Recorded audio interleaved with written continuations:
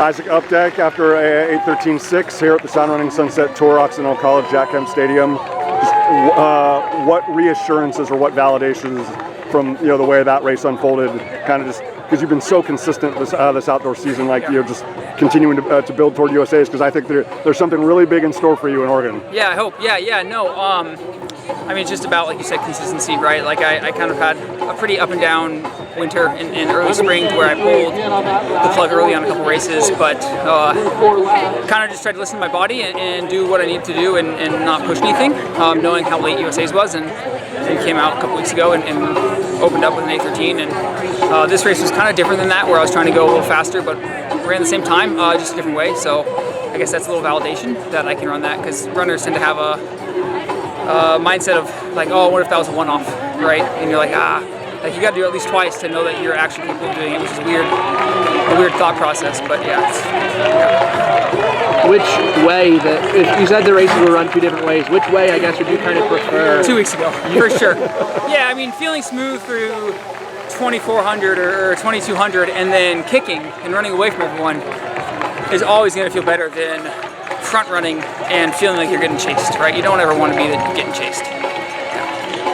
I asked Yassine the same thing. Like, you can't hand pick your competition, but to be able to have a guy of his caliber, of Joffrey Kerr's caliber, I mean, like, so it wasn't like you just running a time trial and and running away from everyone. Like, was early on in the race, when maybe it was a little bit more crowded, like waiting to see if someone else was gonna gonna surge or be a little bit more ambitious. Like, was that good to be around, knowing what's on the horizon? Yeah, I mean, Jasiri is an 8:06 guy or something, like, he's fifth, and then I'm forgetting his name. He's a Joffrey, right? Yeah, like he's run 8:13, I think.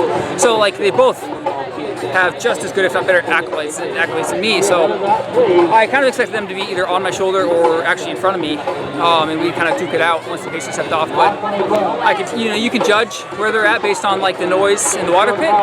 So I could tell that they were kind of not with me, just off me, and it's like, all right, I guess I'm by myself and have to try and hold on. So like the longer you go without hearing a splash, then yeah, it's like you throw a rock off a cliff and you count, right?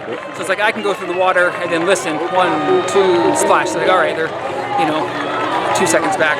Yeah. The USA scene this year, I know we saw the whole team run in Monaco yesterday. I was bummed that, they didn't want me in there, but that's okay. It feels like between you and then the three of them, like it feels like you guys are all on a pretty level playing field fitness-wise so far this season. Like you guys all run like 8:10 to 8:14. Yeah. So it's going to be a matter of just who has it best in Eugene. Like what kind of race are you expecting, maybe tactically, or like what are you kind of looking for at USA? I bet it'll be pretty chill through a mile, and then probably the last 1200, definitely the last K.